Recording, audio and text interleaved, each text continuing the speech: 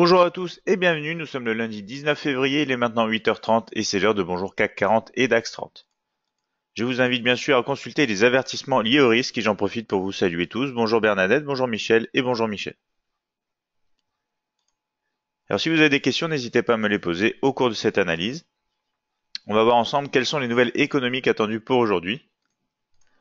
Alors, on n'a pas beaucoup de données, mais on a des données en provenance de la zone euro, avec notamment la réunion de l'Eurogroupe à partir de 9h à 11h. Toujours pour la zone euro, on retrouve les chiffres par rapport à la construction. On retrouve du côté allemand à midi le rapport mensuel de la Bundesbank, et notamment cet après-midi, assez tard, 23h15, du côté australien, le discours de Bullock pour la RBA. Donc voilà, pas beaucoup de données à surveiller du côté peut-être de la zone euro entre l'Allemagne et les rendez-vous donc de l'Eurogroupe. On va maintenant passer au support et résistance. On démarre avec un indice européen, le CAC 40, support 5260 maintenant, 5200 et 5160, des résistances du côté maintenant du niveau clé des 5300, 5330 et 5380. Le DAX 30 obtient des soutiens maintenant sur les 12 345, 12 100 et 11 925, tandis qu'on a des obstacles à la hausse du côté des 12 555, 12 725 et 12 900.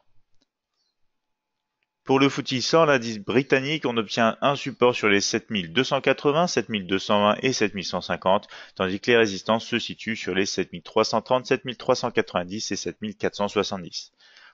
Par rapport au marché américain, on va voir le Dow Jones 30 pour un premier support présent actuellement au 25 250, 24 865 et 24 500. Tandis que les résistances se retrouvent du côté des 25 415, 25 700 et maintenant 26 000 aussi niveau clé. Le Nasdaq 100 quant à lui obtient des soutiens sur les 6 790, 6 730 et 6 630, des résistances sur les 6 890, 6 980 et 7 050 niveaux importants. Pour les matières premières, on va voir l'or avec un soutien sur les 1345, 1340 et 1336 en légère correction, des résistances du côté des 1350, 1355 et 1360.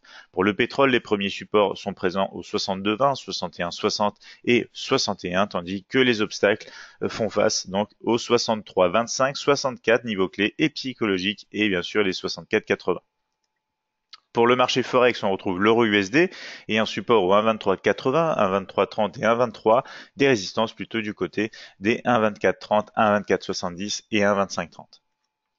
On va voir la crypto-monnaie du jour. On va encore rester sur le Bitcoin, le BTC USD CFD, avec un support maintenant présent au 10 265 ajusté.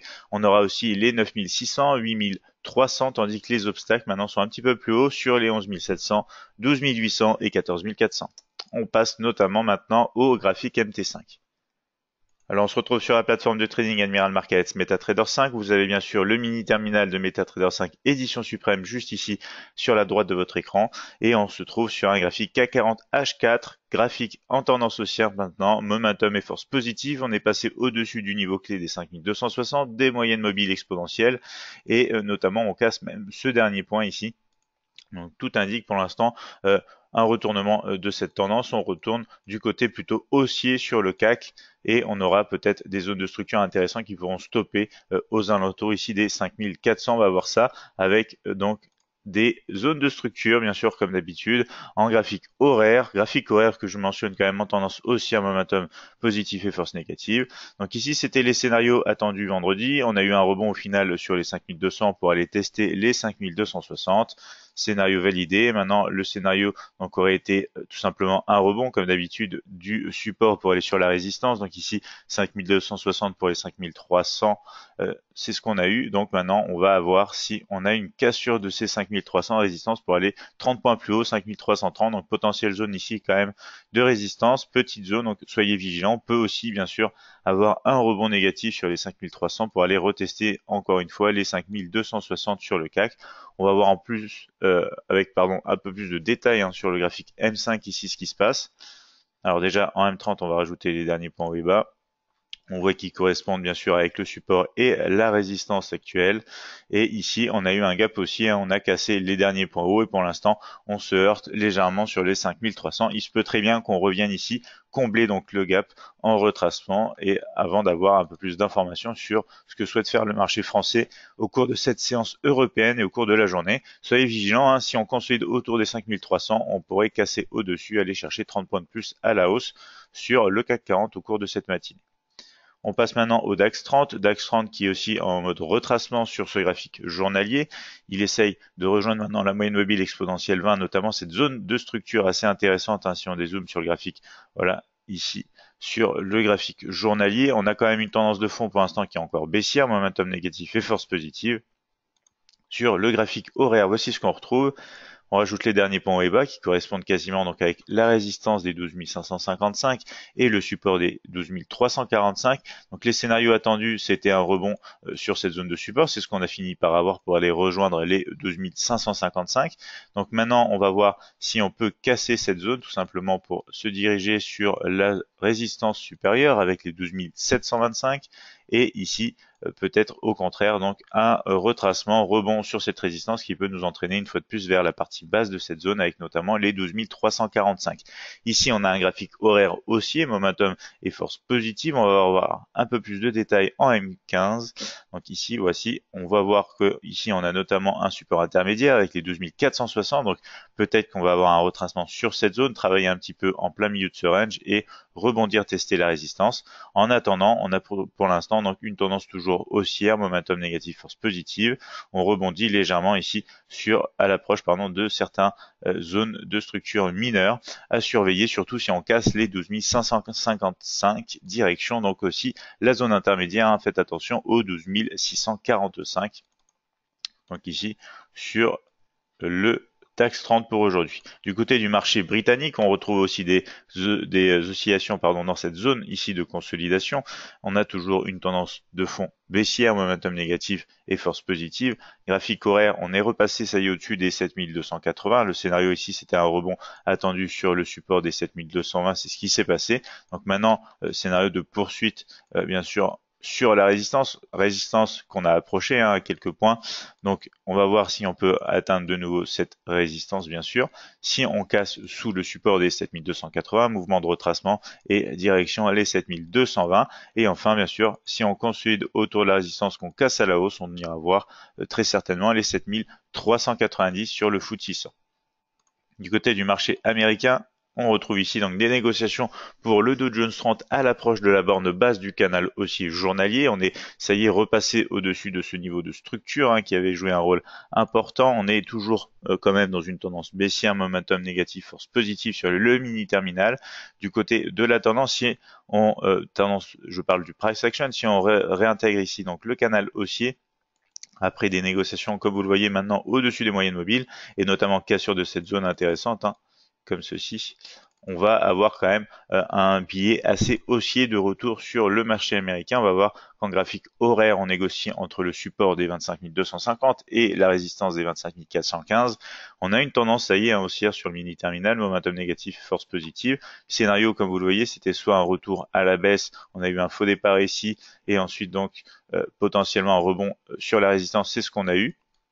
Donc maintenant, on se situe en plein milieu de cette zone. Donc soit on est en période de range, soit on va pouvoir rattraper une fois de plus cette résistance. Mais le plus intéressant se situera bien sûr au-dessus des 25 415, réintégration du canal haussier, cassure de la résistance, plusieurs indices qui nous laissent croire qu'on pourrait repasser vraiment à la hausse sur ce graphique aussi horaire dans le canal haussier journalier. Donc restez vigilants pendant que nous sommes bien sûr entre les 25 415 et les 25 250 ici sur le marché américain. On pourrait retrouver un petit peu ce type de comportement, un trading en range, consolidation avant cassure à la hausse ou à la baisse. Du côté du Nasdaq 100, on est déjà en réintégration du canal haussier journalier. On a même franchi plusieurs zones intéressantes avec les 6520, 6630. On a un graphique journalier qui est déjà repassé à la hausse, momentum négatif, force positive. Graphique horaire, on va voir ce que ça donne. Les points hauts et bas ici, voilà, vous les voyez.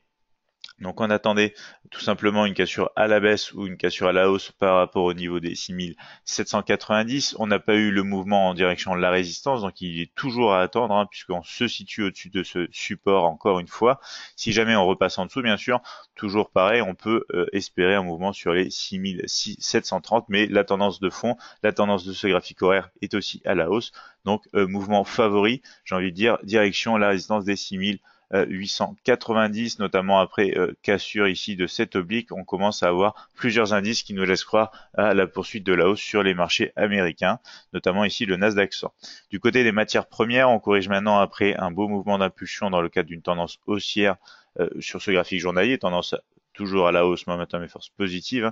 Sur un graphique horaire, voici ce que ça donne. Les derniers points hauts et bas, voilà, on est à peu près sur le support des 1345. On est un petit peu au-dessus ici de la résistance des 1350 avec des points hauts sur les 1351 environ.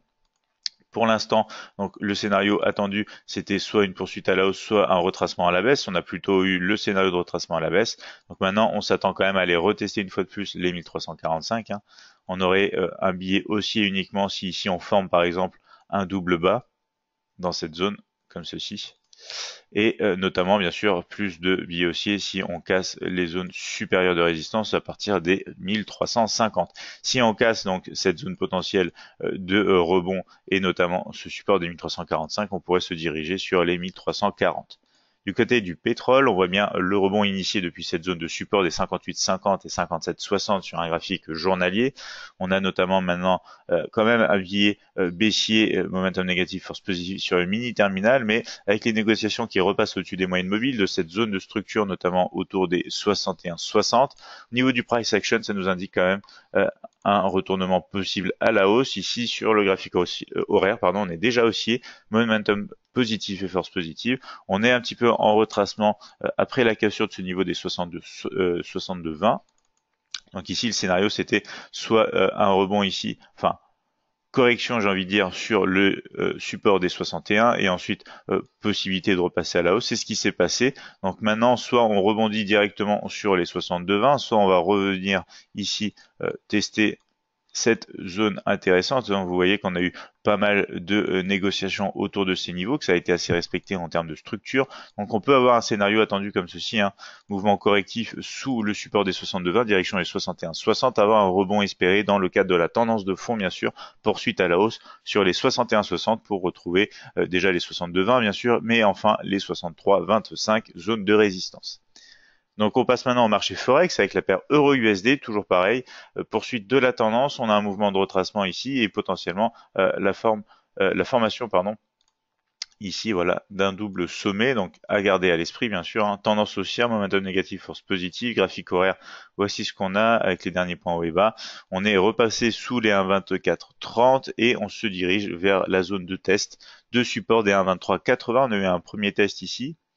Alors on a eu le mouvement de poursuite à la baisse plutôt qui s'est déclenché. Pour l'instant, on est comme ceci en direction des 1,2380. On commence déjà à réagir à l'approche de cette zone, hein, comme on avait réagi ici sur cette bougie de rejet. Et on va attendre tout simplement potentiellement un rebond positif dans cette zone, mais on aura plus de confirmation, bien sûr, après cassure de ce niveau pour l'instant au-dessus de la résistance des 1,2430. Pour l'instant, on se dirige sur le support. Si le support lâche, bien sûr, zone ici entre les 1,2330 et 1,23, niveau clé et psychologique de retracement, de support intéressant sur l'euro USD CFD pour le marché Forex. On passe à la crypto-monnaie du jour. On va encore rester un peu sur le Bitcoin, BTC USD CFD qu'on avait vu déjà ensemble vendredi. On a fini par avoir ici donc la cassure à la hausse sans réel retracement. Enfin, on a eu ici une bougie de rejet, mais on va commencer déjà avec le graphique journalier. On est en tendance encore un petit peu baissière. Momentum et force positive, on est quand même repassé au-dessus de la moyenne mobile exponentielle 50, ce qui est assez encourageant. Donc au niveau du price action, on va voir qu'on est quand même plutôt haussier. Graphique ici H4, on va avoir donc comme je vous le disais la cassure des 10 265, niveau de structure ajusté. On voit qu'ici ça a joué résistance, maintenant ça joue support.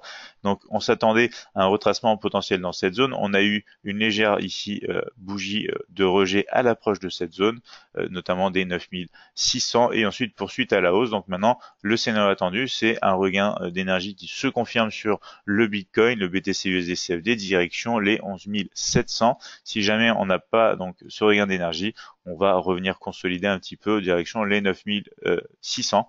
Mais pour l'instant, on a aussi un graphique H4 en tendance haussière, momentum et force positive. Si on met les derniers points haut et bas et qu'on passe en graphique ici horaire, on a une tendance un petit peu mitigée. Les moyennes mobiles sont à la hausse, le mini terminal est à la baisse, mais on casse les derniers points hauts. Donc le price action nous indique bien sûr une poursuite à la hausse. On a même la cassure ici de cette oblique. C'est assez intéressant sur le Bitcoin. On commence à avoir des scénarios haussiers de retour sur le marché crypto-monnaie. On verra notamment cet après-midi ensemble toutes les autres crypto-monnaies disponibles sur Admiral Markets. Je vous le rappelle, on a l'analyse des crypto-monnaies cet après-midi à 14h30. Donc je vous invite à nous y retrouver en live. Pour tous ceux qui souhaitent vous abonner bien sûr à la chaîne YouTube, vous retrouverez tous nos épisodes et nos analyses de trading et bien sûr plus d'informations sur notre site internet admiralmarkets.fr. Je vois qu'on n'a pas d'autres questions sur le chat. Donc merci Bernadette, passez une bonne journée et de bons trades à vous. Je vous souhaite à tous bien sûr une bonne journée, un bon trading et un bon début de semaine.